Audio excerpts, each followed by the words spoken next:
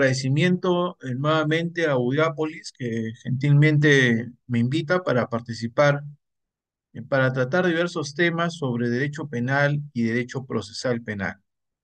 En esta oportunidad se me ha invitado para tratar el tema de alegatos de apertura. Y bueno, ello se enmarca dentro de un tema mucho más amplio que es la teoría del caso y litigación oral, por eso es el nombre de la primera diapositiva. Si los alegatos de apertura forman parte de la litigación oral, específicamente en el juicio. Así que vamos a dar algunas ideas. Entonces, decía de que los alegatos de apertura forman parte de un tema que se maneja en la doctrina como parte de la teoría del caso y la litigación oral. Entiendo que esta es la última clase, es una prácticamente clase de clausura de un curso pues extenso sobre este tema. Así que, bueno, vamos a iniciar dando algunas ideas preliminares y luego ingresamos ya al alegato, en estricto al alegato de apertura. Por supuesto, siempre invitándoles a que puedan hacer las preguntas, comentarios y, cómo no, las críticas que consideren adecuadas en función al tema que vamos a tratar. Esto lo pueden hacer a través del chat o activando el micrófono una vez finalizada la exposición. Bien, entonces de plano tendré que decirles de que quien les habla trabaja como juez eh, superior penal. Es decir, en mi actuación como magistrado ya con más de 20 años en el Poder Judicial, sin duda, pues un magistrado no litiga, un magistrado no elabora teorías del caso, a diferencia de los abogados litigantes. Pero, pero el juez verifica la veracidad de las teorías del caso propuestas por los sujetos procesales. Entiéndase parte acusadora o parte acusada en el proceso penal. Y eso no es poca cosa, eso implica primero conocer de manera bastante eh, rigurosa qué es una teoría del caso, qué es una teoría del caso, qué son las técnicas de litigación oral, eh, porque además en la práctica, pues todos los días, a través de diversas audiencias en las que participamos, escuchamos teorías del caso. De tal manera que eso también nos da un insumo, pues muy importante, que es la práctica, ¿no? La práctica de cómo controlar, de cómo eh, verificar cuál es una teoría del caso que contiene todos sus elementos de cara a generar una persuasión en el magistrado, es decir, que se acepte la teoría del caso, tanto de la parte acusadora como la parte acusada, según la posición que se asuma. Bien, entonces, hecho esta aclaración, vamos a pasar a dar primero algunas ideas, decíamos, y luego el desarrollo específico de los alegatos de apertura. No se crea que en estricto los alegatos de apertura solamente tienen lugar en juicio oral. Es decir, con ese nombre sí, como alegato de apertura, pero en cada audiencia que tiene las características de ser oral, pública y contradictoria, hay que manejar también ciertos elementos del alegato de apertura, ¿ah? Como las etiquetas, como la frase que pueda condensar la teoría del caso, sobre todo en las audiencias de prisión preventiva, que tienen, se asemejan un poco al potencial juicio. Un poco porque se va a discutir, por ejemplo, el fumus comicti delicti, es decir, se va a discutir la sospecha grave de la comisión de un delito y la participación del imputado en el mismo a partir de los elementos de convicción que han sido acopiados hasta ese momento por el Ministerio Público. Y también va a haber un pronóstico de la de la pena que se le que se le podría imponer al imputado y bueno, también, por supuesto, el peligro de fuga o el peligro de perturbación de la actividad probatoria. Entonces, en diversas audiencias también sirve manejar la teoría o los elementos de los alegatos de apertura. Entonces, vamos a empezar eh, estableciendo unas bases ideológicas sobre el proceso penal que es acusatorio, pero con rasgos adversariales o con tendencias de carácter adversarial. No es un sistema netamente adversarial porque no tenemos jurado, a diferencia de lo que ocurre, por ejemplo, en Puerto Rico o en el propio Estados Unidos, el sistema anglosajón. Nuestro sistema es un sistema que empodera mucho al juez en la dirección de la audiencia y también eh, la jurisprudencia y la forma como está construido nuestro sistema procesal penal hace de que el deber de esclarecimiento de la verdad de los hechos en materia de imputación sea un norte por el cual se deben conducir los jueces. Luego hablaremos tal vez de la prueba de oficio, que es tan cuestionada por temas que pueden afectar la imparcialidad del juez. Entonces, empezamos con el entendimiento de lo que implica un juicio oral, público y contradictorio. Empecemos con lo contradictorio. Fíjense que en la diapositiva podemos apreciar dos lógicas en cómo, en cómo es la postura del juez frente al proceso penal.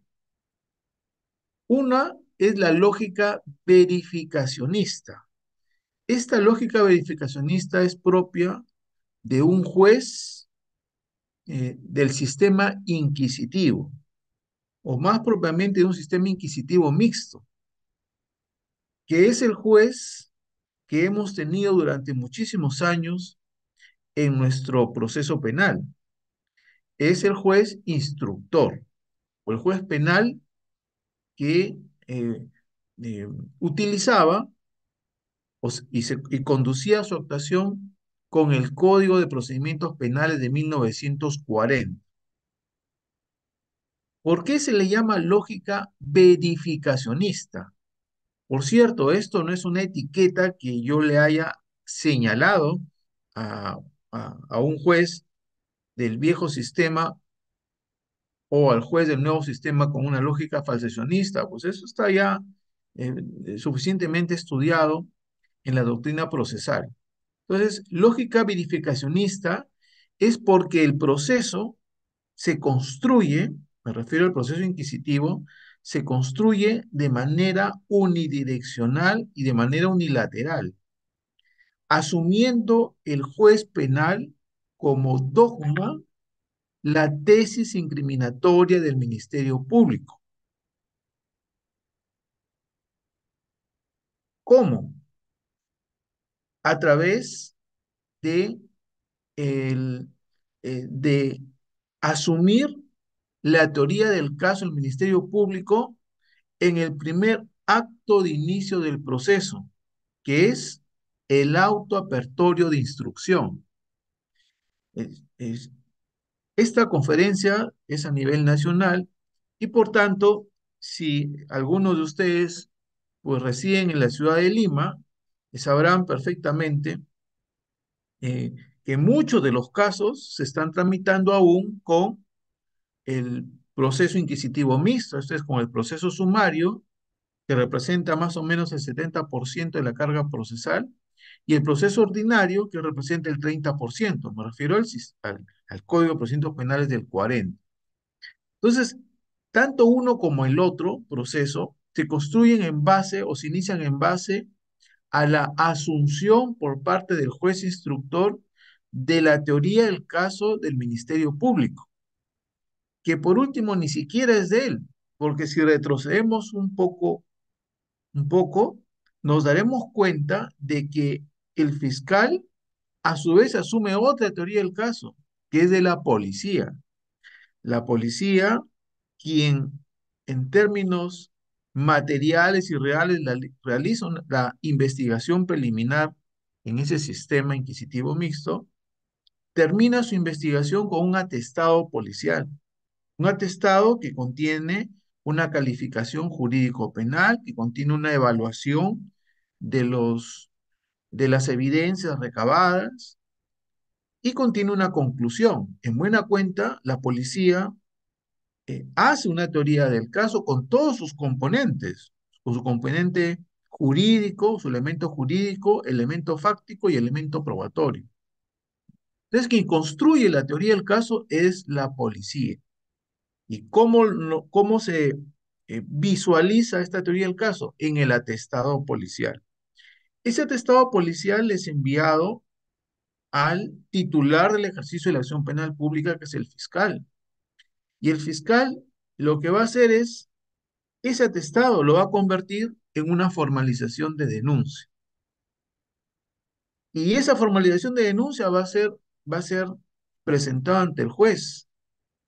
Y el juez va a emitir un auto apertura de instrucción reproduciendo la teoría del caso del fiscal, que a su vez ha copiado la teoría del caso del policía. Ese es el sistema inquisitivo. Entonces el juez, al emitir el auto de apertura de instrucción, probablemente sin darse cuenta o eh, sin poner mayor eh, preocupación en lo que voy a señalar, al, al reproducir la imputación en el auto de apertura de instrucción, está asumiendo de facto una teoría del caso. Por eso es que la lógica verificacionista señala que el juez lo que va a hacer durante la instrucción, entiéndase investigación, es buscar únicamente elementos que corroboren esa única teoría del caso, porque es una sola, y es la del fiscal. Entonces, ¿qué va a hacer en la instrucción? Buscar elementos de corroboración o de apoyo de esa única teoría, que por último la ha asumido él como propia, o sea, como dogma. Por eso se entiende en ese sistema que el juez investigue. De ahí el nombre de juez instructor. Entonces tenemos un juez que asume una teoría del caso del Ministerio Público, que hace una investigación unidireccional, es decir, busca elementos de apoyo a esa única teoría bajo una lógica verificacionista que implica verificar, y asume una actitud dogmática pseudocientífica, donde en estricto no hay contradicción.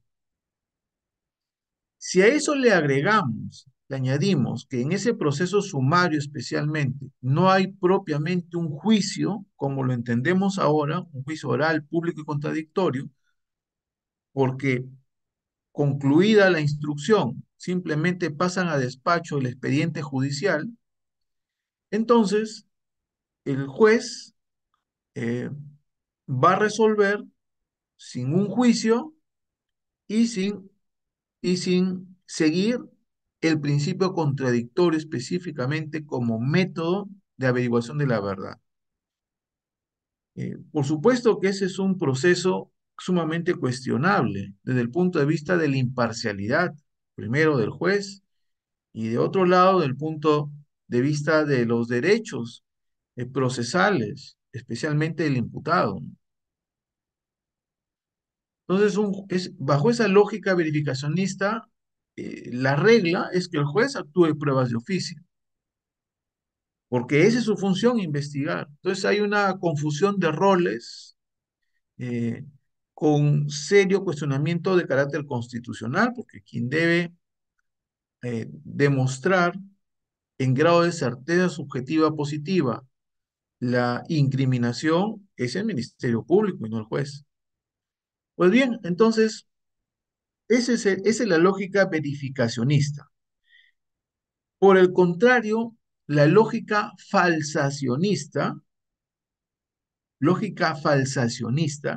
esa sí es propia de un sistema acusatorio con rasgos adversariales, porque ya no se asume una única teoría del caso, se asume por lo menos dos, una de la parte acusadora y otra de la parte acusada.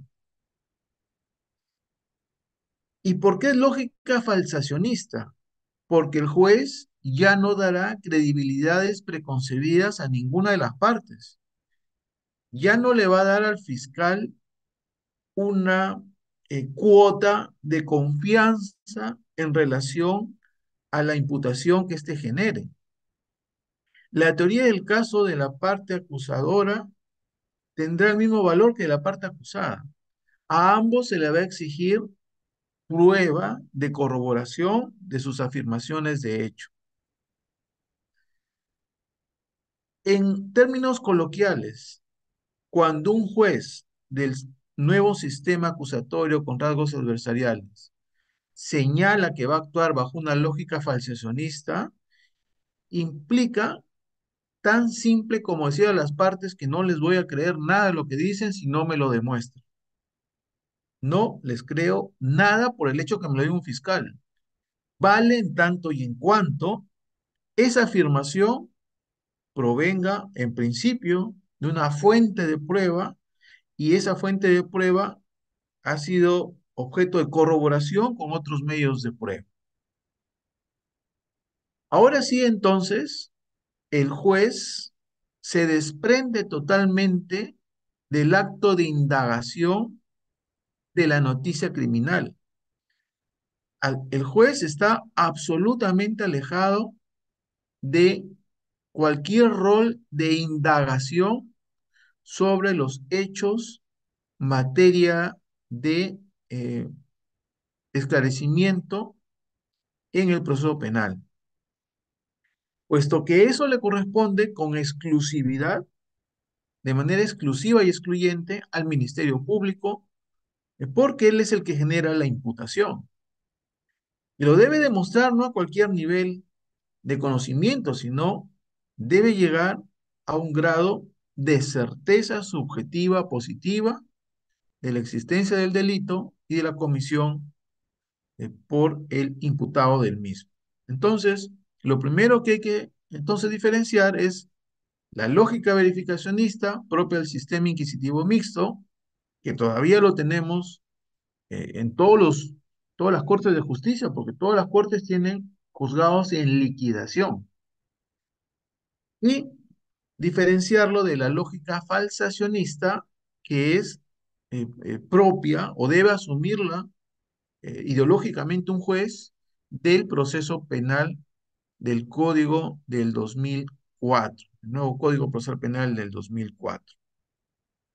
Bien, entonces, el principio contradictorio, pues resulta la columna vertebral, yo diría el principio que es el, la, la, la, la base, conjuntamente con el principio de presunción de inocencia del nuevo proceso penal. Entonces, el principio contradictorio es simplemente la posibilidad que tienen las partes de cuestionar pues todo aquello que puede influir en la decisión del juez. O sea, cuestionar pues la teoría jurídica, las proposiciones fácticas y los medios de prueba presentados por las partes. Es la posibilidad de poder controvertir, de poder cuestionar y controlar la prueba de la contraparte. Y eso pues siempre ha existido, digamos, esta posibilidad que forma parte del derecho de defensa, ¿sí? Pero resulta que en el sistema acusatorio con rasgos adversariales adquiere un cariz eh, eh, o un plus que le sirve también al juez. Es decir, el principio contradictorio como derecho está visto desde la perspectiva de las partes, como un derecho de las partes. Pero desde el punto de vista del juez, el principio contradictorio es un método y es el mejor método de descubrimiento de la verdad. Obviamente una verdad aproximativa, una verdad procesal, que no es lo mismo que una verdad histórica. De hecho, que hay una serie de cuestionamientos eh, en relación a la posibilidad de llegar a una verdad histórica en el proceso penal. Cuestionamientos que van por el simple hecho de que en el proceso penal no se discuten hechos, sino que se discuten afirmaciones de hechos, versiones de hechos. El hecho se encuentra en el pasado y es imposible reproducirlo en el presente. Entonces, en estricto discutimos versiones, afirmaciones de hechos provenientes eh, de diversas fuentes de prueba, especialmente de la prueba personal, testigos, por ejemplo. Dado que se trata de hechos del pasado y esos hechos han quedado impregnados en testigos, en diversos órganos de prueba, ahí ya tenemos dos problemas. Puede haber un problema de percepción por parte del testigo, un problema de percepción de los hechos. Y puede haber también un problema de interpretación de los hechos por los testigos. Eso aunado a que el tiempo perjudica la memoria, como es natural, de las personas, de los testigos. Entonces, he ahí un limitante a, al, a la búsqueda de la verdad histórica en el proceso penal. Un segundo limitante es que el juez resuelve en base a versiones de las partes, traducidas en teorías del caso, pero son versiones interesadas. Es decir, cada parte tiene una pretensión, tiene un interés. La pretensión del fiscal es netamente punitiva. La pretensión es la imposición de una pena privativa de libertad por la comisión de un delito. Y esa postura del fiscal, como funcionario público que representa al Estado en el ejercicio de la acción penal, genera un sesgo cognitivo, genera de que eh, busque en la investigación preparatoria elementos de apoyo únicamente relacionados con la tesis incriminatoria que ha asumido en la formalización de investigación. Y eso lo vemos en los procesos penales. A veces hay fiscales que ocultan elementos de convicción de descargo eh, y lo ocultan deliberadamente, porque eso puede perjudicar la tesis incriminatoria que ha asumido en la formalización de investigación. Por supuesto que eso está muy mal, porque el fiscal durante la etapa de investigación preparatoria debería actuar bajo un principio que es de objetividad, objetividad, y eso lo señala la norma procesal, debe buscar elementos de apoyo o de refutación de la noticia criminal. Entonces son versiones que brindan las partes muy interesadas, lo mismo la defensa del imputado, evidentemente no le va a convenir presentar pruebas que le puedan afectar la eh, o puedan afectar la responsabilidad del imputado. Entonces, son versiones que se mueven en base a intereses. Otro impedimento es el tiempo, porque en el proceso existen plazos legales, sobre todo dirigidos al ente persecutor del delito. El fiscal no tiene todo el tiempo para poder descubrir pues la verdad histórica del hecho materia de, de denuncia. ¿ah? Del hecho que conforma la noticia criminal. No tiene todo el tiempo, tiene plazos, son plazos perentorios. De tal manera que si no los cumple, ahí va a tener a la defensa que va a presentar controles de plazo y le va a convenir hacerlo, porque si, por ejemplo, la investigación preparatoria dura 120 días y no ha habido prórroga, le va a convenir a la parte imputada presentar un control de plazo para cerrar la investigación y no permitirle al fiscal que ingrese más evidencia de cargo.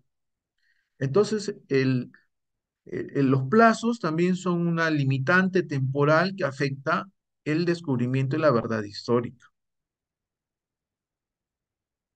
Si a eso le añadimos un tercer elemento que es que no toda prueba vale en el proceso, porque tenemos una categoría de control de admisibilidad de las pruebas, que es, por ejemplo, puede ser una prueba pertinente, puede ser una prueba útil al esclarecimiento del hecho delictivo, pero ¿qué pasa si es una prueba ilícita? Porque en su obtención se ha vulnerado derechos fundamentales. Por ejemplo, una interceptación ilegal de comunicaciones, en la que se descubre cómo dos personas están planificando la ejecución del delito, que de hecho ya ha sucedido, ¿no? El caso de Alberto Kimper ya ha sucedido con los casos de los petroaudios. Entonces, no toda prueba sirve o vale para el esclarecimiento del delito. Hay prueba ilícita, hay prueba irregular es la que no ha seguido el procedimiento establecido en la ley para su incorporación válida al proceso, que no es lo mismo que prueba ilegal, ¿ah? La prueba ilegal es la que vulnera derechos de contenido fundamental. Por ejemplo, hacer un allanamiento y encontrar evidencias de un delito, pero sin que le preceda una situación de flagrancia delictiva y sin que haya autorización judicial previa. Eso es prueba ilícita. Es decir, prueba ilícita es el allanamiento, pero por efecto reflejo también será la incautación obtenida de ese allanamiento ilegal. Y eso no puede utilizarse pues, para el esclarecimiento del hecho delictivo. Y la prueba irregular es cuando pues, no se siguió el procedimiento previsto en la ley. Por ejemplo, pues una persona que ha observado cómo se ejecutó el delito, hay que ofrecerlo como testigo para que declare en juicio. Entonces, no es suficiente que haya declarado durante la investigación y simplemente se lea su declaración previa en juicio.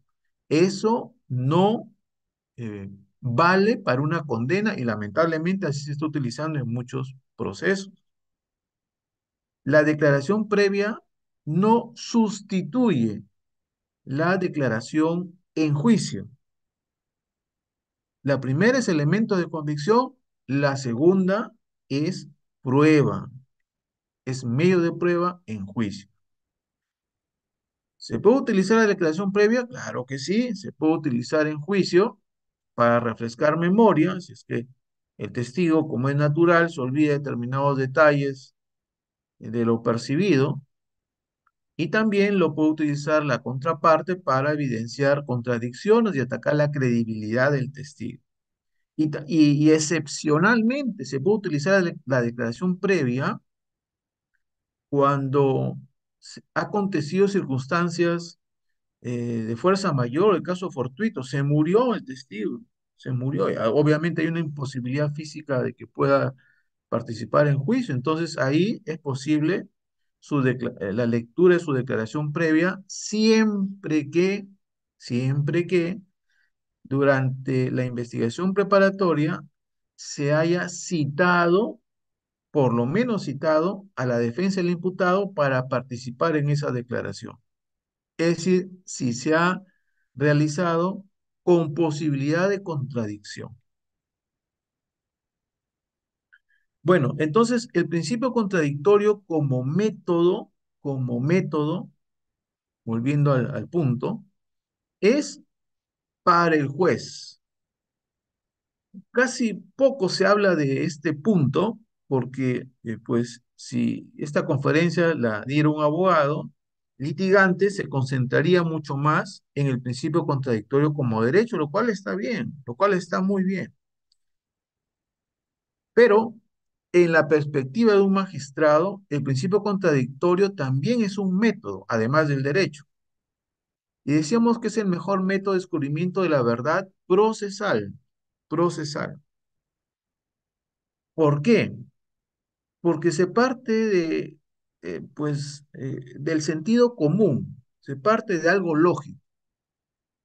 Sí, el fiscal señala que el imputado es el autor del delito de robo porque eh, se encontraba en el lugar del evento delictivo, el hecho punible. ¿Quién es el que tiene mayor interés en negar ese hecho? En decir, no, no estuvo allí en la escena del delito, estuvo en otro lugar. Supongamos que es un delito de homicidio calificado. ¿Quién es el que tiene mayor interés en rebatir esa afirmación de hecho el fiscal? Evidentemente es el imputado.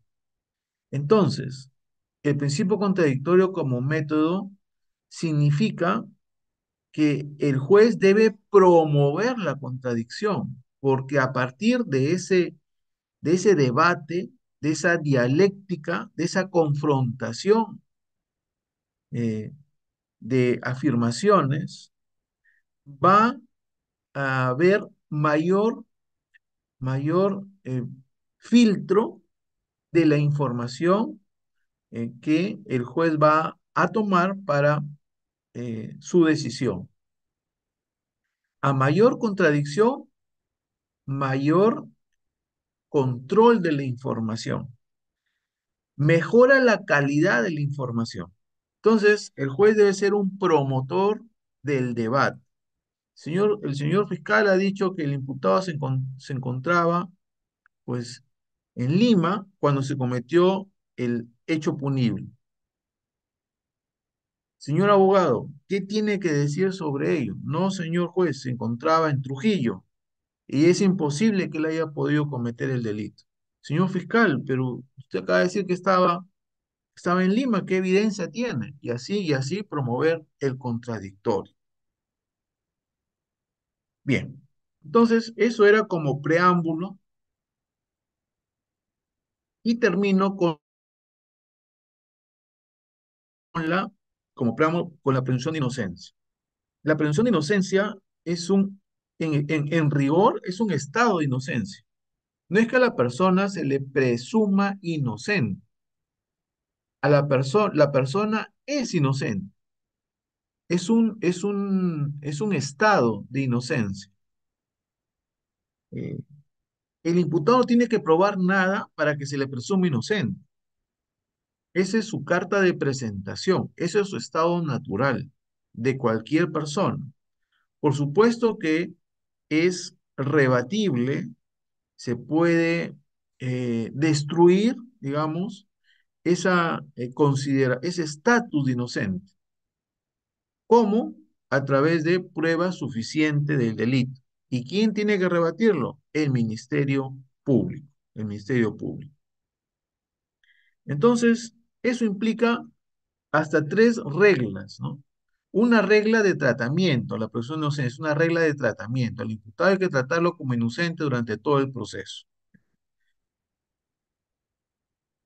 Si esto es así, entonces, ¿cómo se justifica la prisión preventiva, verdad? Porque en la prisión preventiva se le está tratando como culpable a una persona sin condena, porque lo están encarcelando sin sentencia. Por eso es que la prisión preventiva debe ser la excepción a la regla y debe ser concedida pues cuando se satisface todos sus presupuestos materiales. También es una regla probatoria porque está dirigida eh, la exigencia de prueba al Ministerio Público en primer lugar. En primer lugar, se le exige al Ministerio Público. Por eso, eso va a implicar que se pueda asumir por parte del imputado una defensa activa, una defensa pasiva. Eso ya lo vamos a ver en unos minutos. Entonces, regla probatoria implica que el imputado no tiene que probar su inocencia, sino que es el fiscal quien tiene que probar su culpabilidad. Por ejemplo,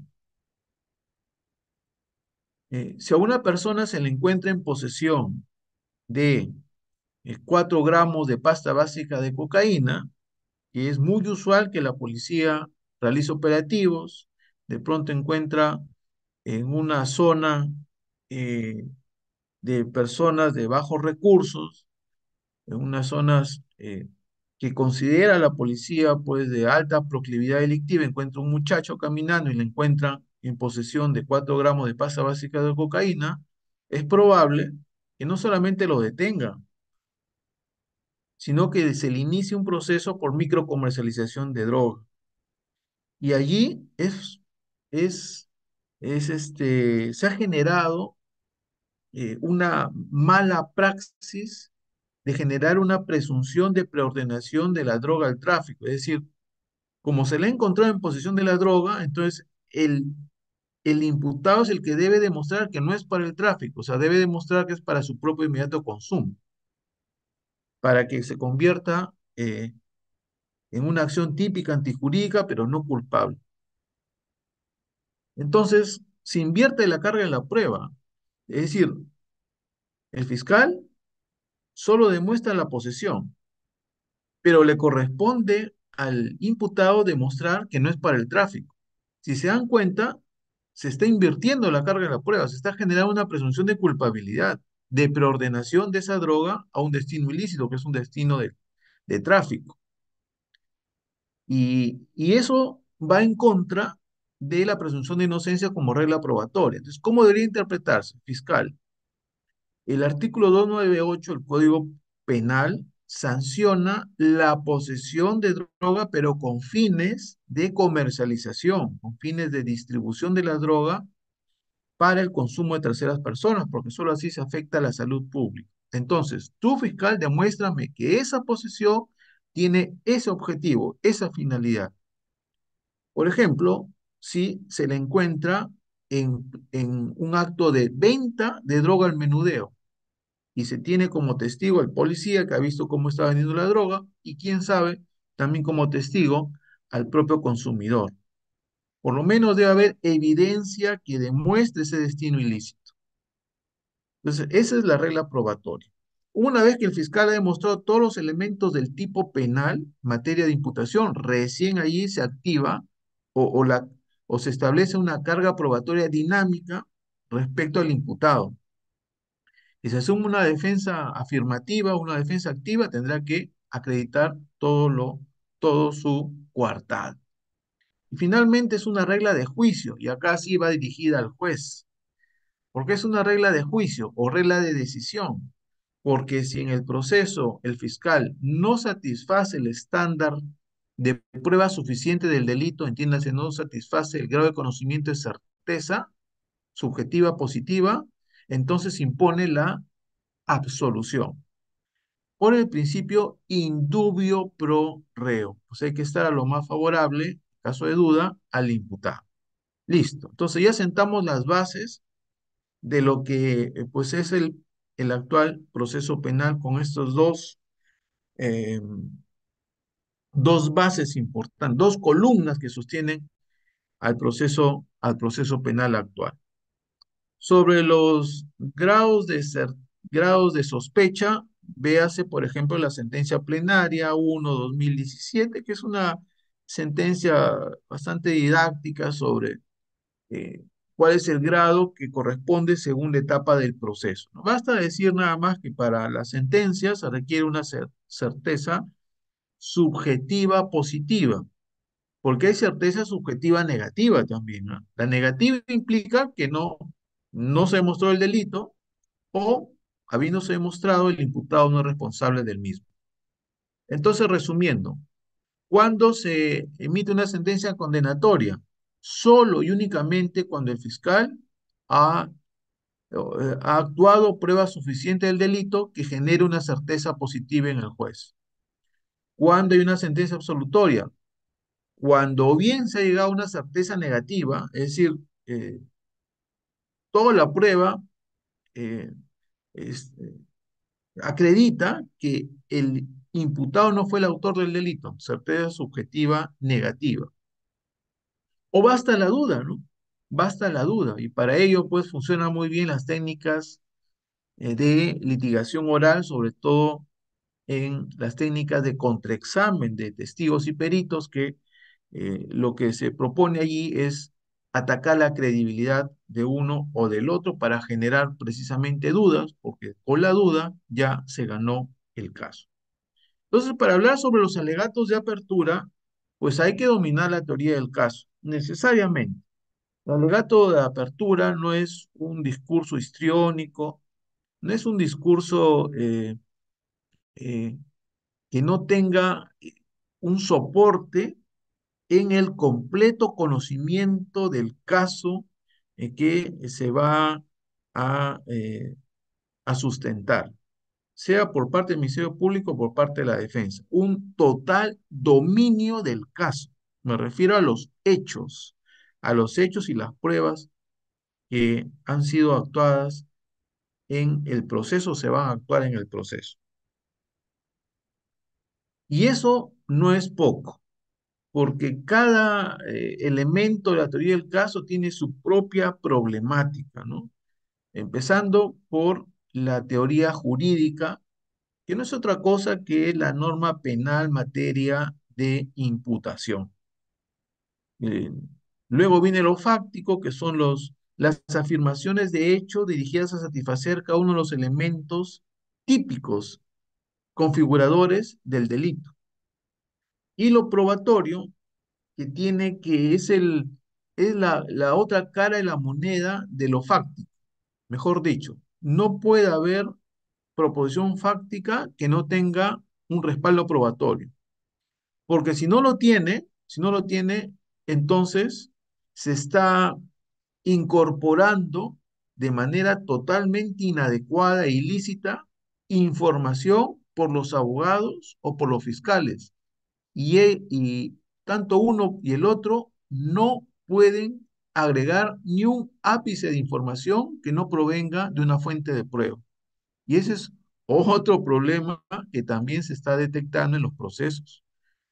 Hay una tendencia, tal vez inconsciente, de parte de los fiscales de agregar información que no tiene ninguna base probatoria, que es que disfraza una intuición o un conocimiento privado o simplemente un parche de información que no ha tenido respaldo probatorio. Pero entonces los abogados tienen que ser muy meticulosos y minuciosos en que todos los hechos descritos en la acusación tengan un respaldo probatorio.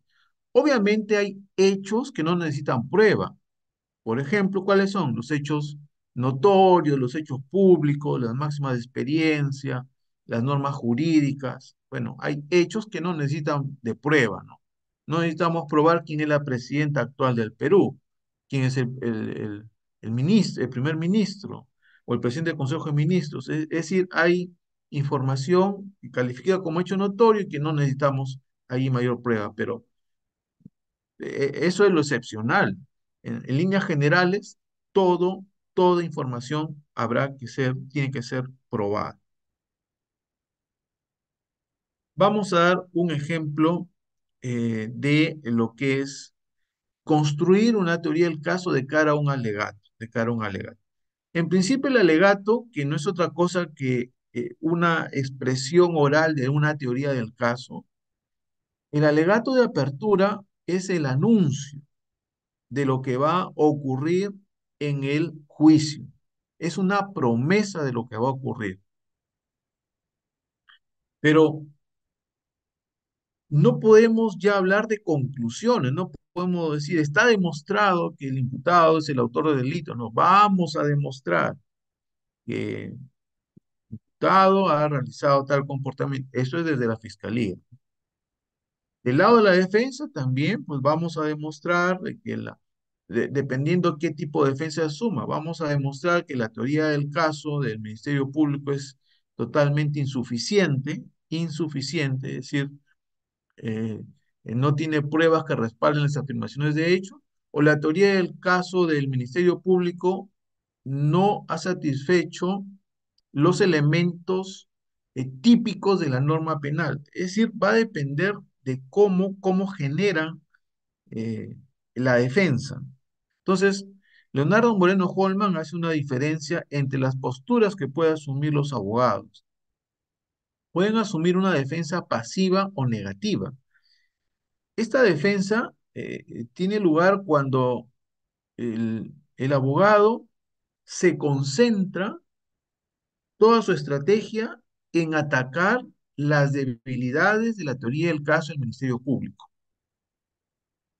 No es raro entonces que cuando se asume una defensa pasiva o negativa, ni siquiera se ofrezcan pruebas. Y eso no significa una negligencia por parte del abogado, no, porque el abogado ha podido detectar cuáles son las debilidades u omisiones de la teoría del caso del Ministerio Público. Entonces, ¿para qué voy a ofrecer pruebas? Voy a poner un ejemplo, un ejemplo. Es muy importante una adecuada teoría del caso, porque la teoría del caso va a definir qué hechos y qué pruebas voy a necesitar pues para eh, que pueda ser aceptada la pretensión. Vamos a ver por acá. Hay ya, miren. Imagínense que se trata de un caso de posesión de teléfono celular en un establecimiento penitenciario. Es un caso muy común porque frecuentemente se hacen requisas, ¿no?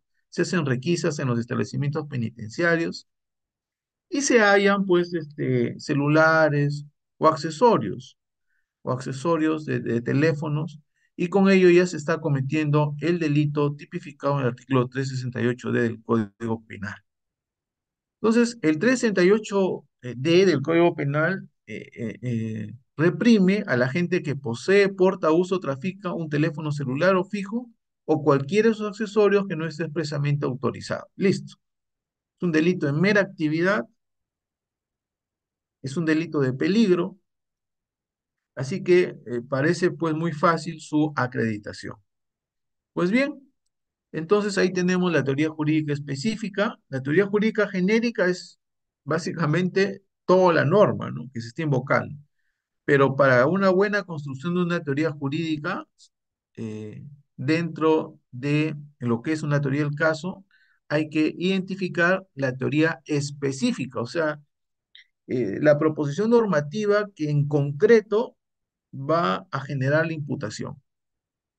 Pues bien, entonces fíjense que es muy simple este caso, ¿no? Basta tener el teléfono celular o cualquier otro accesorios en posesión y listo, ya está ganado el caso. Sin embargo, ¿qué pasaría si al construir el fiscal su teoría del caso, tiene prueba, genera prueba de la posesión del, del teléfono celular, pero resulta que no tiene prueba de que ese teléfono esté operativo? Porque ese elemento de la teoría jurídica no está en la norma. Fíjense, uno puede leer y releer el 368D segundo párrafo y no señala en la norma que ese teléfono celular o cualquiera de sus accesorios esté operativo. ¿Y de dónde hemos sacado entonces ese elemento del tipo delictivo?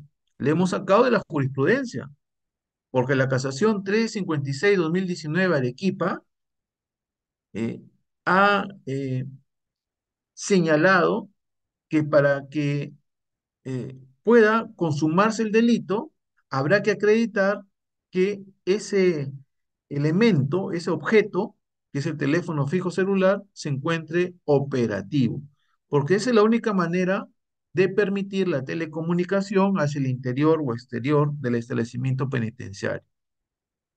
Por tanto, si utilizamos una interpretación meramente literal de la norma, fallamos completamente. Tenemos que, al, al analizar la teoría jurídica, tenemos que estar al día en la jurisprudencia. Si esto es así, entonces el abogado defensor del imputado, fíjense, le conviene más hacer una defensa pasiva. Es decir, la defensa pasiva parte de la inexistencia de una coartada y a veces del no ofrecimiento de ninguna prueba, porque simplemente hago un cuadro de esta naturaleza que contiene todas las partes de la teoría del caso y le digo al juez, señor juez, la fiscalía no tiene una teoría del caso que sea completa, que sea integral, porque no ha considerado en su teoría del caso el que los equipos, materia de incautación, se encuentren operativos. Como no lo ha incorporado dentro de su teoría jurídica, no hay proposiciones fácticas y no hay prueba. Es decir, su rompecabezas está incompleto. ¿Entiendes? Ese rompecabezas como la teoría del caso. Como está incompleto, ya gané. Y este caso se puede ganar incluso en la etapa intermedia, bajo la causal de sobrecimiento previsto en el artículo 344, numeral 2, inciso D del Código Procesal Penal, sobrecimiento por insuficiencia fáctica y probatoria. Y si estamos en la etapa de juicio, pues con mayor razón se va a obtener una sentencia absolutoria. Esa sería la defensa pasiva. Voy a atacar las debilidades, las inconsistencias, las omisiones de la teoría del caso del Ministerio Público. ¿Ven? Esa es la teoría de rompecabezas. Veas el trabajo del abogado entonces como el de detectar qué pieza le falta a esa teoría del caso. Si logro verificar que le falta un elemento de la teoría jurídica, le falta proposiciones fácticas o le falta prueba, entonces gana el caso. Eso va a depender, por supuesto, de la estrategia que diseñe cada abogado. Habrá defensa, por el contrario, activa cuando el imputado genera una, eh, una coartada a partir de la declaración del imputado. La defensa activa solamente se entiende si es que el imputado ha decidido declarar y negar la imputación. El ejemplo más fácil de entender es la afectación al principio de ubicuidad, ¿no? Una persona no puede estar en dos lugares al mismo tiempo y a la vez. Entonces, si el homicidio se cometió, como decíamos antes, ¿no? En Lima, pero el imputado señala que estuvo en Trujillo, bueno, pues entonces demuestra que estuviste en Trujillo, testigos, boletos de viaje, en fin, libertad probatoria para demostrar el- que el imputado como coartada estuvo en otro lugar. Y ahí, como decíamos, hay una carga dinámica de la prueba, dado que se tiene que acreditar la afirmación que señala el imputado.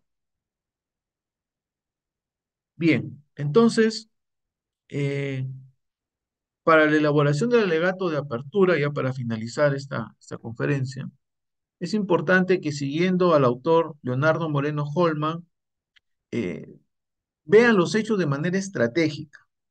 Hay hechos positivos, negativos, neutros, inamovibles o indiscutibles. ¿En qué se debe centrar la defensa?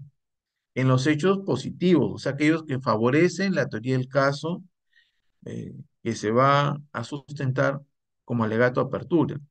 Y en los hechos negativos, porque perjudican pues nuestra teoría del caso y hay que darles una explicación o una refutación a esos hechos de la contraparte. No perdamos el tiempo en los hechos neutros ni en los hechos inamovibles o indiscutibles, porque los hechos neutros no afectan nuestra teoría del caso y los hechos inamovibles o indiscutibles son imposibles de refutar. Un delito de homicidio, pues la víctima está muerta sin más. Eso es un hecho inamovible. Podemos discutir, pues, tal vez la causa de la muerte o tal vez al autor de la muerte, pero no el hecho mismo de la muerte.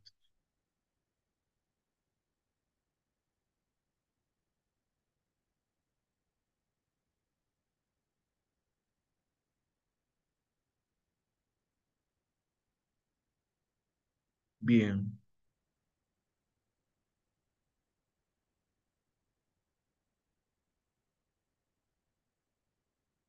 Entonces, en los alegatos de apertura, en principio, los jueces no conocen el caso porque el, el juicio oral, y eso es lo importante de este sistema acusatorio con rasgos adversariales, los jueces competentes en el juicio oral son distintos a quienes han tenido competencia durante las etapas previas, como es la investigación preparatoria y la etapa intermedia. No conocen nada del caso.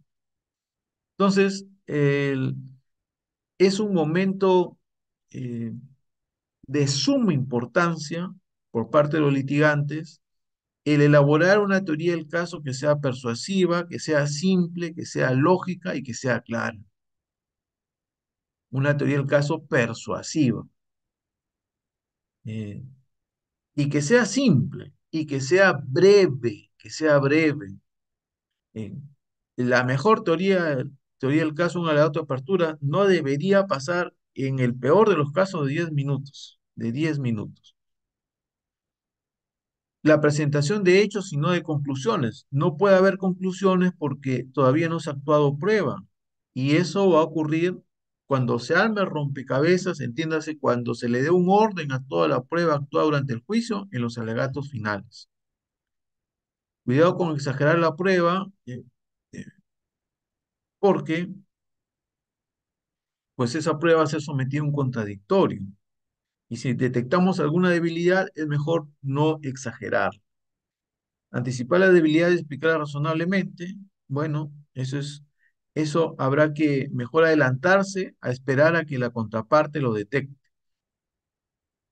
Y humanizar el conflicto, que eso es extremadamente importante en una teoría, en un alegato de apertura.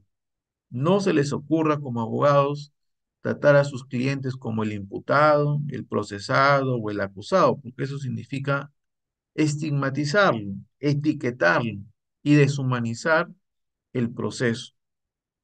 No, llámelo por su nombre. Carlos, Raúl, César, María, Rosa. Humanicen el caso, hablen de, de qué implicancias tiene esta persona en su familia, en la sociedad. Que no se vea como un expediente más que tienen de los cientos de expedientes que tienen los jueces. Humanicen el caso.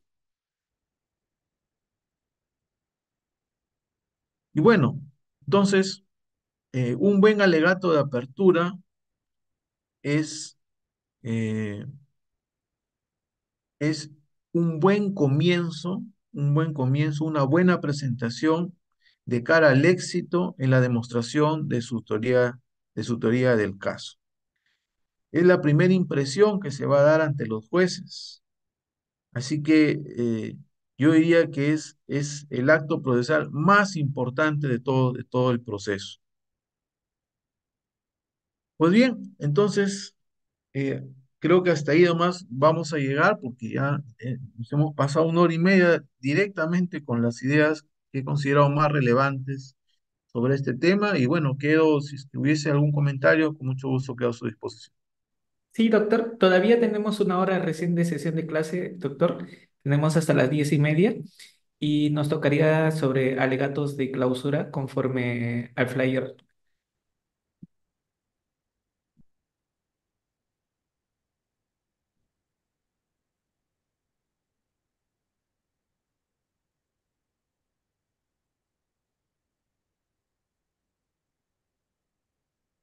Una segunda, estimados doctores.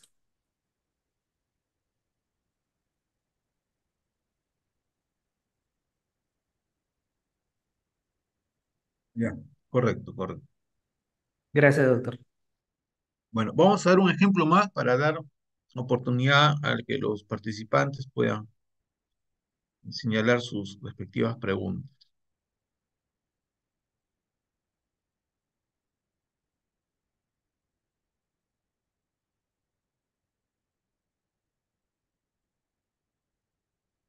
Listo.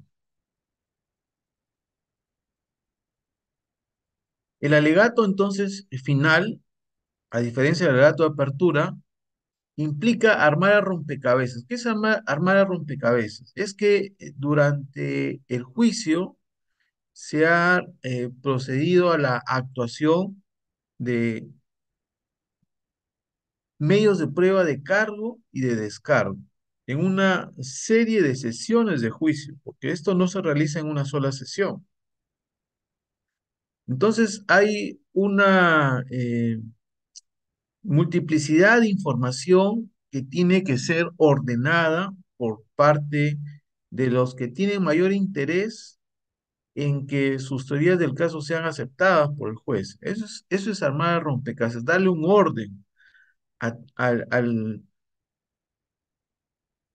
a toda la prueba actuada en el proceso. Una vez que se da el orden, es decir, que se señale cuál es el elemento de prueba del medio de prueba actuado. Recuerden que el elemento de prueba es la información brindada a través, o obtenida a través del medio de prueba. Eso es lo que se debe utilizar cuando me refiero a armar rompecabezas.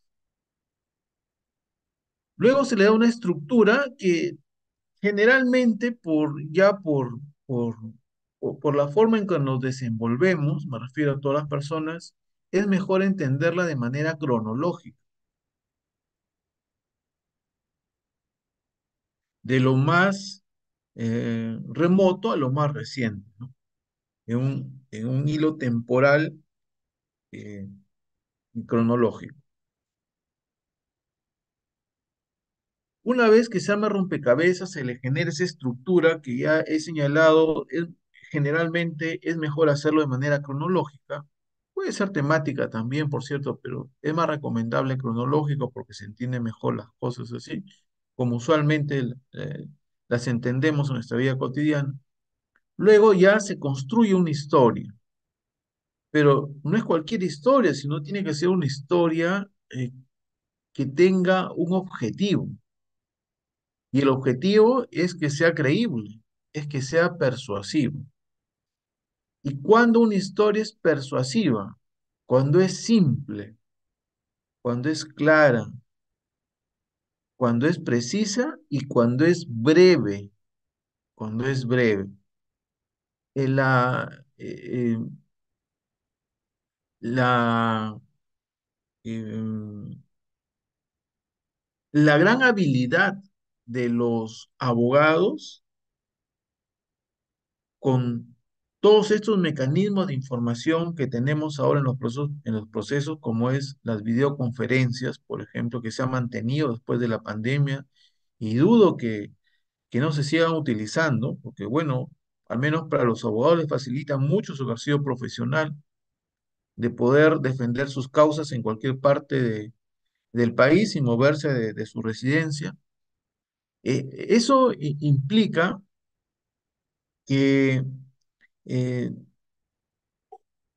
la historia que van a sustentar sea una historia que sea lo más breve posible en términos de tiempo para poder explicar esta historia.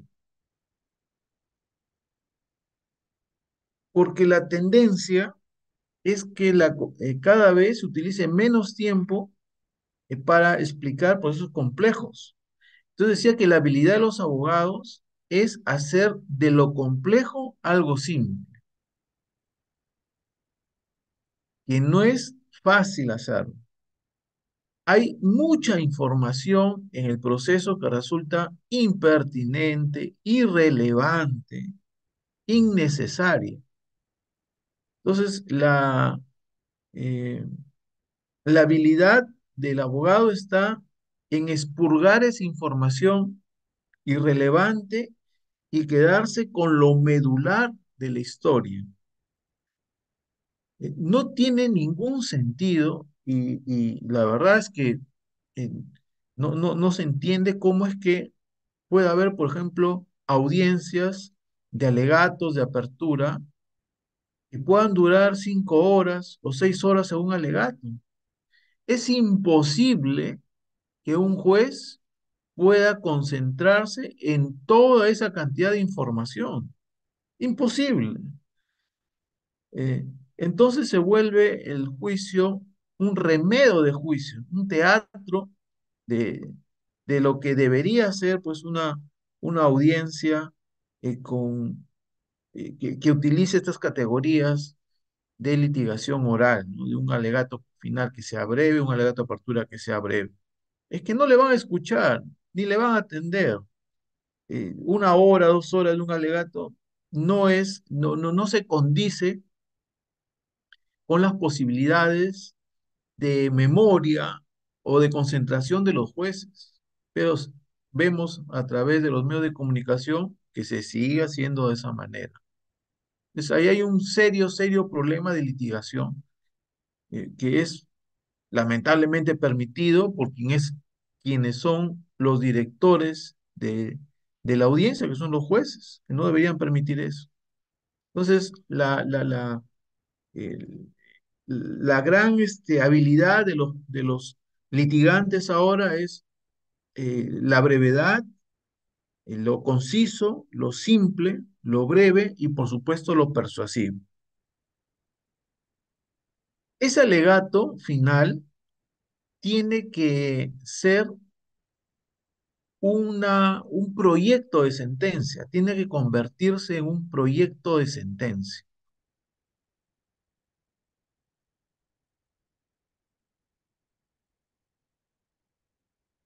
Es decir, la parte debe visualizar cómo esta historia, que está debidamente comprobada con todos los medios de prueba todos en juicio, eh, eh, podría fácilmente utilizarse como insumo de la sentencia. Y acá nuevamente encontramos errores por parte de los abogados. Es cierto que la oralidad facilita muchísimo la comunicación. Está bien que sea así, es el método natural como nos comunicamos. Pero en un alegato de cierre, si bien es cierto, este es oral, nada prohíbe, nada limita que luego de la sustentación del alegato final se presenten también conclusiones escritas. No todo debe estar regulado en el Código Procesal Penal. Eso ya forma parte de las estrategias de persuasión de los litigantes. Con todas las herramientas informáticas que tenemos, se puede hacer presentaciones de alto impacto a través de PPT, inteligencia artificial, de tal manera que aquello que he oralizado como alegato final y que lo he hecho con persuasión, aplicando diversas técnicas, por cierto, luego pueda terminar plasmado en un documento que contenga esas ideas principales de mi alegato final, para que el juez pueda, al momento de proceder al estudio del expediente, encontrar y facilitar la memoria del juez con esas ideas plasmadas por escrito. Esa es una recomendación que hago, que no se hace lamentablemente. O sea, se cree de que como se ha hecho un buen alegato oral, ya listo, ya el juez lo tiene en su memoria todo el tiempo, cuando la realidad es que un juez tiene varios casos todos los días. No es raro que un mismo día se realicen 6, 10 audiencias y al día siguiente hay otras más y otras y otras y otras. Entonces, eh, eso es lo más recomendable en función a nuestra realidad, que no debería ser así, por cierto, ¿no? Es decir, en teoría, este proceso penal está diseñado para que un juicio se inicie y concluya y luego recién se inicie otro juicio y sí. y así sucesivamente. Pero en realidad no es así. La realidad es que se realizan diversas sesiones de juicio que se prolongan a veces por semanas o cuando no por meses y a veces por años. Entonces, estas ayuda a memoria, sobre todo en los alegatos finales, serviría muchísimo para los jueces. Y si la lógica del abogado es cómo voy a persuadir al juez, entonces hay que utilizar todas las herramientas legales disponibles y todas las estrategias de persuasión que sean necesarias. Bien, entonces hemos tratado los alegatos de apertura y los alegatos finales, ¿sí? Alegatos de apertura y alegatos finales. Vamos a concluir con un, este,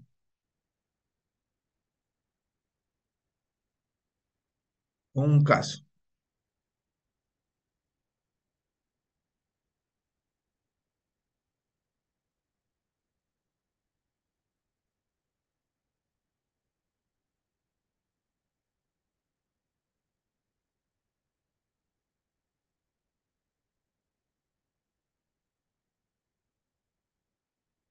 Bien, entonces la teoría del caso, decíamos, está conformada por una teoría jurídica, proposiciones fácticas y medios de prueba. Este es un caso de tenencia ilegal de armas de fuego, artículo 279G del Código Penal, un caso real, por cierto. Entonces la recomendación es eh, identificar primero la teoría del caso, la teoría jurídica, es decir, cuál es la norma penal que va a tipificar el comportamiento en materia de imputación. El error más frecuente en la fiscalía es que lo que hace en la acusación es reproducir toda la norma penal, es decir, copia toda la norma penal. Pero ese es un error, porque las normas penales por lo general están construidas de manera compleja, es decir, contiene diversas acciones típicas, diversos medios delictivos y a veces diversos objetos describe diversos objetos del delito, ¿no? Son complejas. Entonces, qué es lo que tendría que hacerse? Es identificar la teoría jurídica específica, es decir, extraer los elementos normativos que eh, específicamente van a ser subsumidos en los hechos materia de imputación. Si se trata de una tenencia de arma de fuego, entonces ese es el objeto del delito específico. Ya no hay por qué copiar el que porta municiones, etcétera. No, es arma de fuego. Entonces, ese es el tipo penal de manera específica, pero como toda norma penal está construida de manera abstracta. Por eso es que luego vienen las proposiciones fácticas, son porciones de la historia o de la versión de los hechos que van a satisfacer cada uno de los elementos de la teoría jurídica. Entonces, ¿qué se tiene que hacer dentro de la teoría jurídica? Extraer tantos elementos típicos como requiera la norma penal. Por ejemplo, el que sin estar debidamente autorizado tiene en su poder arma de fuego y esa arma de fuego debe poner en peligro la seguridad pública. He identificado en este momento, hasta cuatro elementos típicos. Por supuesto que se puede identificar mucho más. Yo lo estoy simplificando, porque un elemento típico es el qué. Y el qué implica que es un tipo penal común, o sea, cualquier persona puede cometerlo. Pero para efecto de simplificación lo hemos hecho en cuatro. Nótese entonces que cada elemento de la teoría jurídica tiene sus respectivas proposiciones fácticas, que ese es extraído de la realidad. Son en base a los hechos narrados por las partes.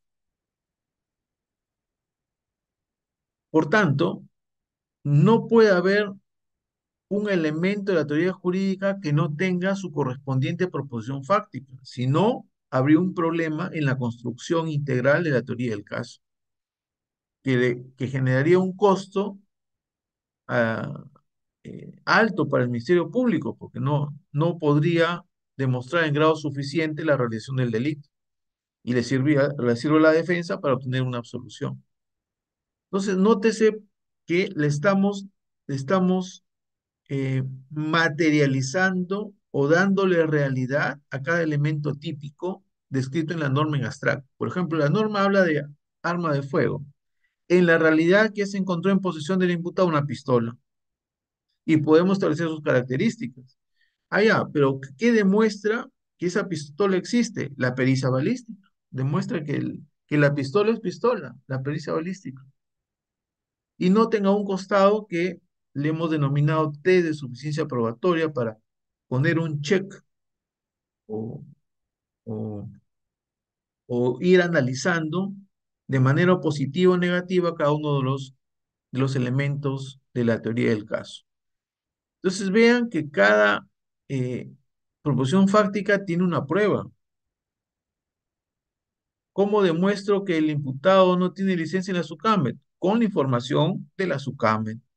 ¿Cómo se va a brindar esa información? A través de un oficio donde se señala que el imputado no tiene ni licencia de uso de armas de fuego y tampoco el arma de fuego ha sido registrada en la SUCAM. Y así vamos avanzando. Entonces, aquí tenemos una teoría del caso perfecta. Perfecta para el fiscal, por supuesto, ¿no?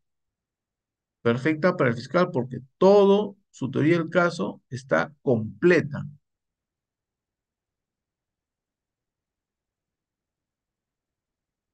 Y ese sería, por ejemplo, un buen alegato final. Es decir, terminar la exposición de mi alegato final, si es que soy fiscal, eh, construir el rompecabezas, darle un orden al rompecabezas de todo lo que se actuó en juicio, concluir, por supuesto, con una pretensión, que es de posición de una pena y pago de reparación civil, y finalmente decirle, señores jueces, eh, he concluido mis alegatos finales, está demostrado con suficiencia probatoria que el imputado es el autor del delito de posesión de armas de fuego, tipificado en 279G del Código Penal, y, y le corresponde una pena, 6 o 7 años de pena privativa de libertad, el pago de una reparación civil de 1.000 soles. Y a su vez acompaño estas conclusiones por escrito eh, para que pueda ser analizada en su oportunidad. Punto. Entonces, sí es bueno este consejo de hacer adicionalmente, no en sustitución, adicionalmente, que estos alegatos también puedan plasmarse por escrito. Además que en teoría siempre se ha hecho mención de que los alegatos finales deben ser pues un proyecto de sentencia, ¿no? Eso generalmente se ve en la doctrina en relación a la teoría del caso, a las técnicas de litigación y a los alegatos. Bien, entonces hasta acá llego y por supuesto que si hay alguna pregunta, con mucho gusto quedo a su disposición. Muchas gracias, doctor Jean-Paul Tawada. Como siempre, una brillante exposición. Estimados colegas, por favor, en estos momentos levantar su manito. Una pregunta por estudiante. La pregunta directo a nuestro docente, por favor, y ser breves. ¿Ok? Desde ahí partimos. Estimado Carlos, buenas noches. Una pregunta. Gracias. Muy buenas noches con todos los presentes, excelentísimo doctor. Dígame, por favor, ¿se puede alegar los alegatos de clausura en caso sea positivo? ¿En qué situaciones? Muchas gracias. Gracias por la pregunta. Bueno, a ver, los alegatos de apertura son un paso necesario en el juicio oral. Como su nombre lo indica, los alegatos de apertura o de inicio son la presentación que hacen las partes, parte acusadora y parte acusada, de la versión que tienen de los hechos, que es materia de procesamiento penal. En el caso del Ministerio Público es obligatorio hacer un alegato de apertura. ¿Por qué es obligatorio? Porque él es el que tiene, que sustenta la pretensión punitiva estatal a través de su acusación. O sea, la teoría del caso del Ministerio Público es la que está contenida en su acusación y tiene la obligación de hacer esa presentación de su acusación bajo el formato de alegato de apertura. Pero no es otra cosa que un anuncio de lo que pretende demostrar durante todo el juicio oral. Es un anuncio, todavía no lo ha demostrado porque recién se van a actuar las pruebas a continuación del alegato de apertura. Entonces no puede decir un alegato de apertura, está demostrado, está acreditado. Sería un completo error referirse de esa manera porque no se actuó ninguna prueba todavía. Luego el alegato de apertura se empezará con la actuación probatoria, primero del fiscal, porque él es parte acusadora. Vendrán los testigos, vendrán las pruebas documentales, a través de los testigos, vendrán los peritos, etc. Entonces, es obligatorio para el fiscal. La pregunta ¿es obligatorio para la defensa? Depende. ¿Qué tipo de defensa se asuma? Decíamos que hay una diferencia entre defensa activa y defensa pasiva. ¿Qué defensa activa? Habrá una teoría del caso. Habrá una teoría jurídica, proposiciones fácticas, medios de prueba también, porque hay una carga probatoria dinámica, o sea, también tiene que probar el acusado, porque tiene una defensa activa, porque tiene una coartada. Pero si se trata de una defensa pasiva, basta que el abogado diga en su alegato de apertura, fíjense, mi cliente es inocente, punto. Entonces, y vale también eso, ¿ya? Entonces, el alegato de apertura, recuerden, es al inicio del juicio oral. Gracias. Muchas gracias, maestro. Estimado César Azalde. Buenas noches, doctor. Adelante, por favor. Una pregunta. Gracias. Doctor Reyes, buenas noches. Doctor Jean-Paul Taboada, otros colegas de la comunidad virtual, buenas noches. La pregunta es de la premisa que parte el fiscal como ente acusador del Estado, ¿por qué dentro del concurso de su investigación la pericia de arma de fuego tan solamente califica la posesión del arma de fuego, mas no se remite a un resultado pericial? Esta pericia tenga las impresiones dactilares del último usuario, que solamente califica la posición y uso. No califica esperar el resultado de la premisa de las pericias dactiloscópicas. Y con eso formula la acusación. Actualmente se ha hecho una costumbre. Disculpe de tu experiencia, doctor. Buenas noches. Bien. A ver, la pericia balística, la importancia de esta prueba en los delitos de tenencia ilegal de armas de fuego es la acreditación del funcionamiento del arma de fuego, o sea, de su idoneidad. Vale recordar de que el arma de fuego, la pistola, el revólver, es un bien que es intrínsecamente peligroso. Tan cierto es esto que se necesita una autorización especial del Estado que compruebe las facultades físicas y psicológicas del ciudadano que va a tenerla en posesión. Entonces, la pericia balística, primero que demuestra que qué clase de arma es, una pistola, un revólver. Pero más importante que ello es, insisto, la idoneidad, entiéndase, la operatividad del arma. Porque si el arma no está operativa, o sea, no está apta para ser utilizada para disparar, entonces estaremos ante un comportamiento atípico. ¿Por qué sería atípico? Porque el bien jurídico es la seguridad pública. ¿Y cómo se pone en peligro la seguridad pública? Cuando se utiliza un objeto peligroso como es un arma de fuego. Una persona sin las capacidades certificadas por la autoridad estatal, entiéndase por la SUCAME, puede hacer disparos y matar a la gente, puede ocasionar daños a la propiedad. Entonces, se requiere esa acreditación respecto al bien jurídico que es la seguridad pública. Eh, ¿Es necesario siempre hacer una prueba para detectar las huellas digitales en el arma de fuego? Depende. Todo es un tema casuístico. Acá no podemos ingresar a la prueba tasada, por cierto, ¿ah? Y tampoco estoy señalando que siempre debe haber prueba balística. Depende del caso. Por ejemplo, si la intervención al imputado ha sido cuando éste estaba haciendo disparos al aire, en ese momento, ¿ya para qué necesita una pericia balística? Si ya está más que demostrada la idoneidad del arma, el funcionamiento del arma. Entonces, depende la forma y circunstancias de la intervención. Si tenemos ahí el policía que ha visto, observa cómo tenía en posesión el arma, ahí tenemos un testigo. Eh, sí, hay un cuestionamiento de que a veces eh, algunos malos policías siembran el arma de fuego, es decir, hacen aparecer como que el arma fuera el imputado cuando no lo es.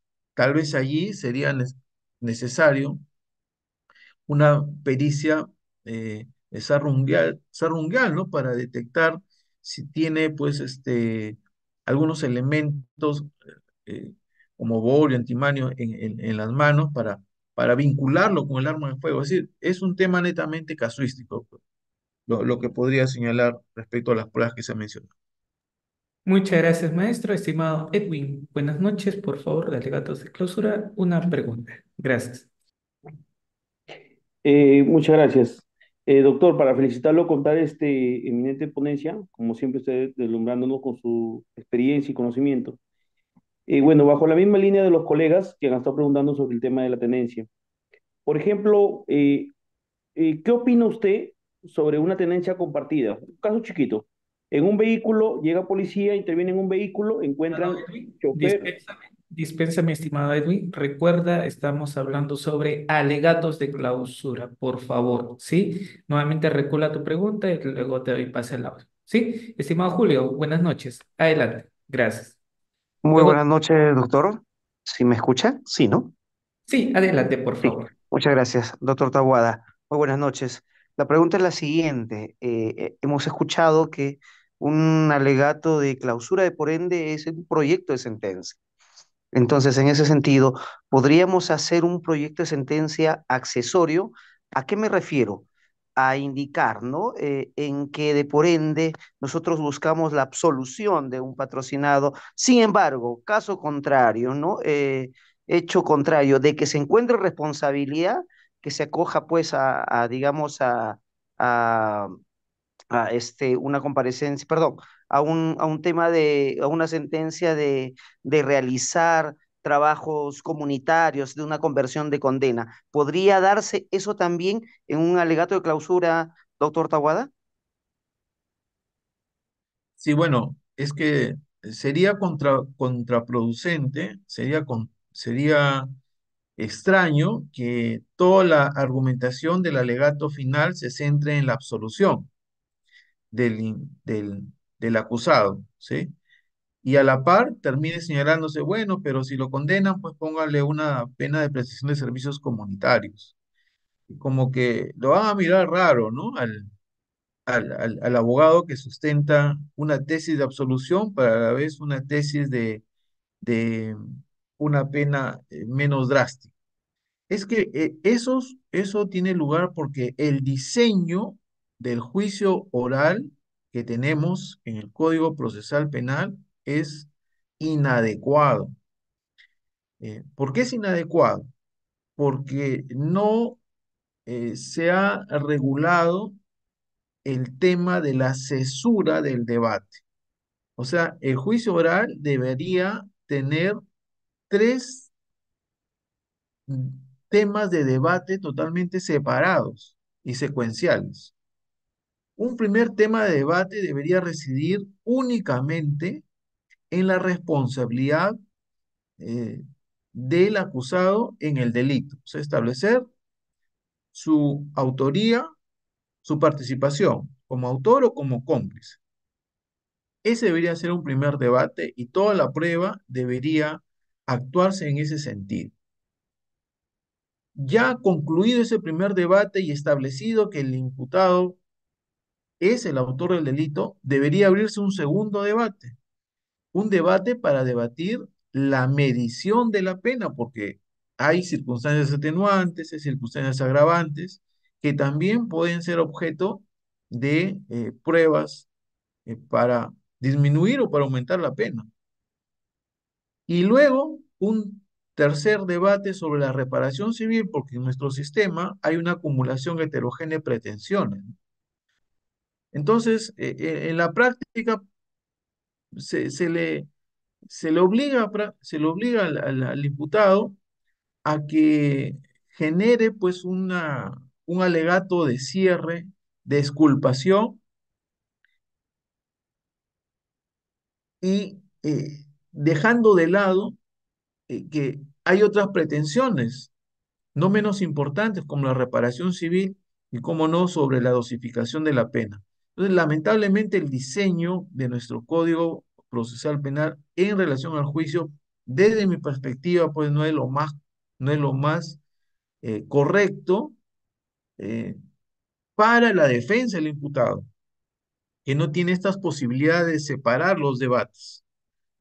Eh, Eso se podría reconducir eh, tanto con una modificación del Código Procesal Penal, es una modificación que señala expresamente estas diferencias de debate, estas cesuras de debate, pero yo también creo que los jueces tenemos la obligación de resolver, como dice el principio iura no curia, ante vacío o deficiencia de la ley.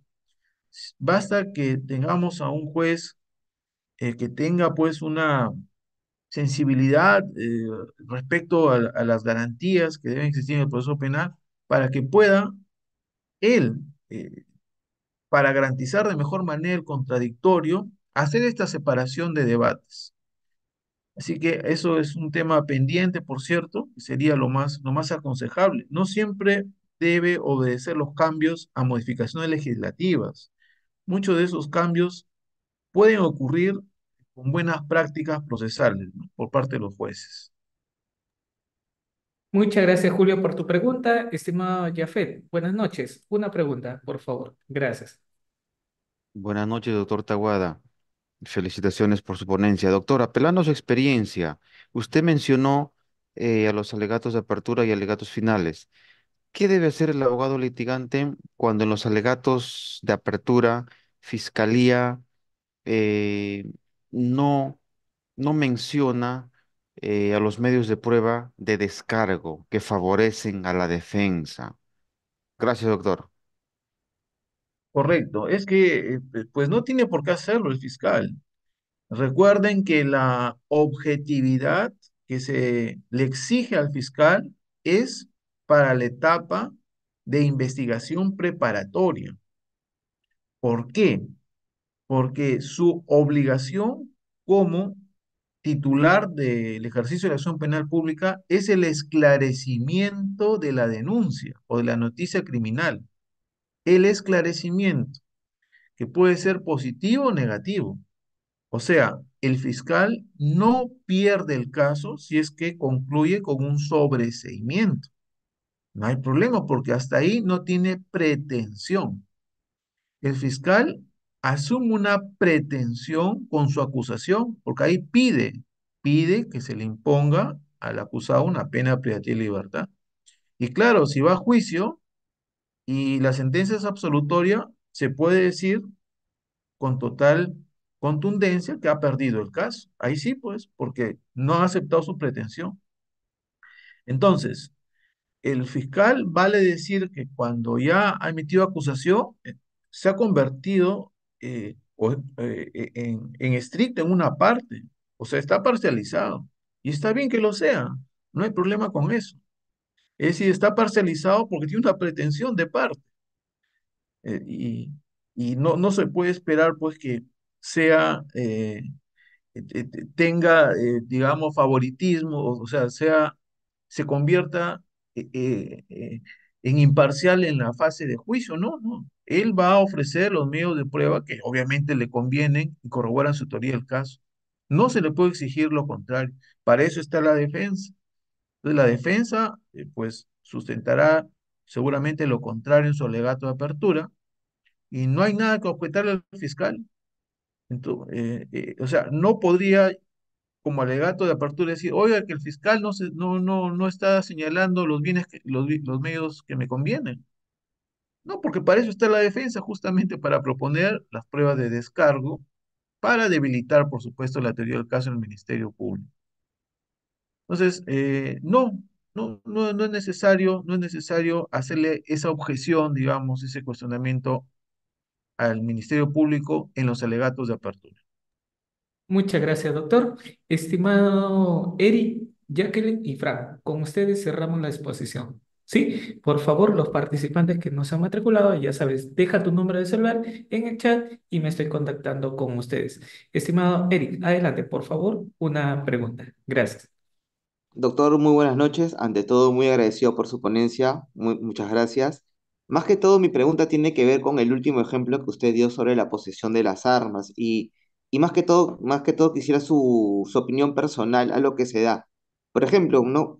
En el búnker hace poco, atraparon a bastantes venezolanos Estimado y Eric, dispénsame directamente lo que es alegatos, por favor, ¿sí? Alegatos de clausura.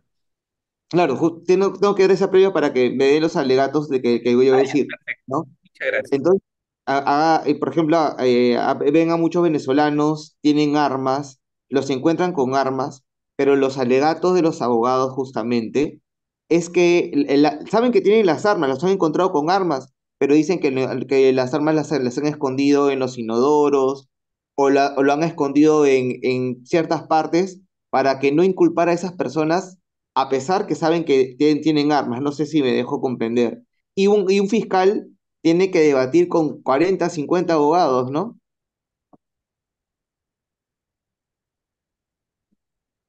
Bueno, sin duda se trata de un caso complejo, ¿no? Porque hay una pluralidad de imputados.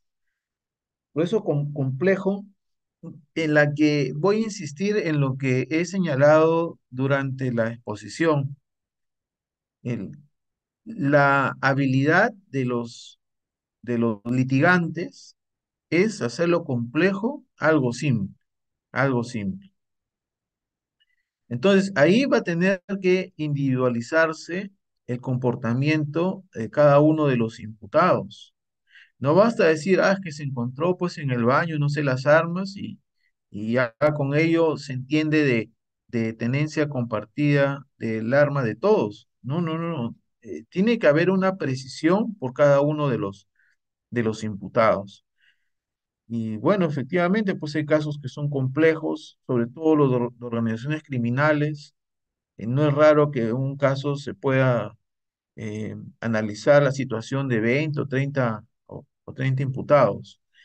No sé, más nada puedo decir sobre ese tema. Muchas gracias, doctor. Estimada Jacqueline, te doy pase al audio, por favor, una pregunta. Gracias. Buenas noches, doctor. Buenas noches a todos. Mi pregunta es la siguiente. ¿Cómo hacer un alegato de clausura en casos de delitos de corrupción de funcionarios? Gracias. Bueno, es que, a ver, debo entender que puede ser alegato de apertura de la fiscalía o puede ser alegato de apertura de la defensa, ¿no? Parte acusadora o parte acusada. No hay nada diferente, no hay nada diferente. La teoría del caso como tal, como un tema académico, doctrinal, no está reconocido, por cierto, en el Código Procesal Penal con esa denominación. Pero si uno revisa cuál es la normatividad aplicable, por ejemplo, a la imputación, que eso sí está previsto, regulado, por ejemplo, en la acusación, los requisitos de la acusación, ahí señala que un requisito es la norma penal aplicable. Otro requisito son las circunstancias antecedentes, concomitantes y posteriores. para satisfacer esos elementos del tipo. Y un tercer elemento son los medios de prueba que se van a actuar en juicio. Listo, ahí está implícitamente reconocido una teoría del caso. En el tema de los delitos contra la administración pública, dentro de ellos a los delitos de corrupción de funcionarios, pues vale lo mismo. Es decir, habrá que identificar claramente cuál es la norma penal en materia de imputación y la defensa tendrá que hacer un análisis si la fiscalía ha satisfecho pues esos elementos típicos. Por ejemplo, en el caso de enriquecimiento ilícito, allí la fiscalía tiene que demostrar pues que hay un, un desbalance, sí, un incremento superior y notorio y desproporcional con las declaraciones juradas que ha presentado pues el funcionario público. Esa comparación eh, ayuda mucho una pericia contable financiera, por ejemplo, para demostrar de que ese patrimonio, eh, que puede ser bienes, por ejemplo, signos exteriores de riqueza o una reducción de sus deudas, no podrían provenir de sus ingresos lícitos como funcionario público. Es decir, va a depender la construcción de la teoría del caso de la naturaleza del delito en materia de imputación, pero concluyo, no hay nada distinto entre hacer una teoría del caso de un delito común de un delito contra la administración pública o corrupción de funcionarios. Muchas gracias, doctor. Estimado Fran, contigo cerramos. Por favor, una pregunta. Adelante. Gracias. Bueno, ante todo, muy buenas noches, doctor Taboada. Muy buenas noches a todos los presentes. Doctor, más que una pregunta, quisiera que usted me diera una apreciación. Dentro de su exposición, usted menciona respecto a en los alegatos finales, respecto a la adherencia que hacen los fiscales respecto a situaciones no probadas dentro del juicio. Yo tuve una situación muy particular en un delito de violación sexual en donde el Ministerio Público presentó una pericia de oficio y yo como prueba presenté una pericia de parte. Eh, Ambas pericias eran contrapuestas, ¿no? El perito oficial decía que sí había violación y el perito de parte decía que no había violación, ¿ya? En los alegatos finales, el fiscal menciona y dice que el fiscal había apreciado en las tomas fotográficas una situación que se llama, perdón, un signo de Wilson Johnson, ¿ya? Él menciona y dice, yo con las fotos he podido apreciar que se da los signos de Wilson Johnson y por lo tanto sí hay violación, menciona.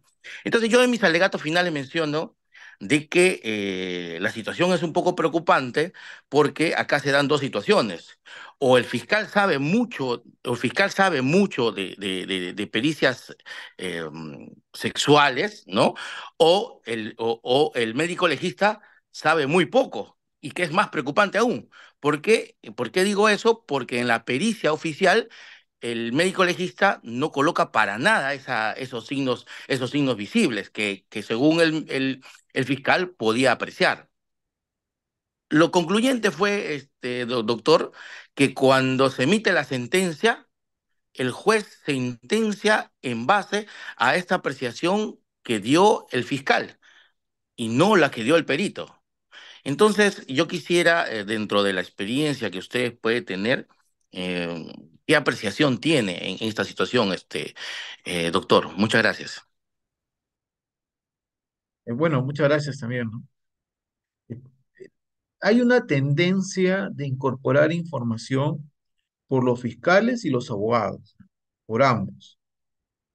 Es decir, ingresan cuotas de información sin ninguna base probatoria. Es decir, la información vale en tanto y en cuanto existe una fuente de prueba válidamente ingresada al proceso. En el caso que se ha señalado, si se ha necesitado de un perito, es porque se requiere de un conocimiento especializado que no lo tiene ni el abogado, ni el fiscal, ni el juez. Ese conocimiento especializado puede basarse en una profesión, arte u oficio. En este caso sería de la profesión médica. Si el médico no ha señalado en su pericia ese dato que se ha mencionado y que ha sido ingresado por el fiscal, eh, descontextualizando el informe pericial, ese dato no sirve para nada. No sirve, no puede ser ingresado al proceso. Peor aún, los jueces mal podrían utilizarlo como base de una condena. Eh, eh, el fiscal es un neófito en temas de ciencias médicas, porque si a su vez lo fuera, entonces que venga y sea sometido a un examen y un contraexamen como perito, ya no como fiscal.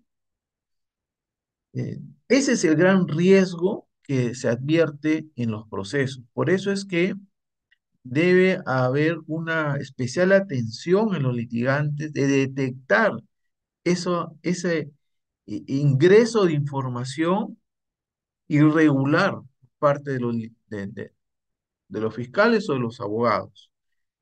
Y eso, insisto, que se ha detectado al momento de analizar el- las pruebas del juicio y se ha detectado que sucede en no pocas ocasiones. De hecho, hubo un caso en que en la sala en que yo me desempeño, hicimos saber ese ingreso inadecuado de información. En esa oportunidad fue de un abogado que eh, ingresó información sin que provenga de su patrocinado y incluso en forma totalmente perjudicial a su patrocinado, al punto que la sentencia, eso fue bastante anecdótico.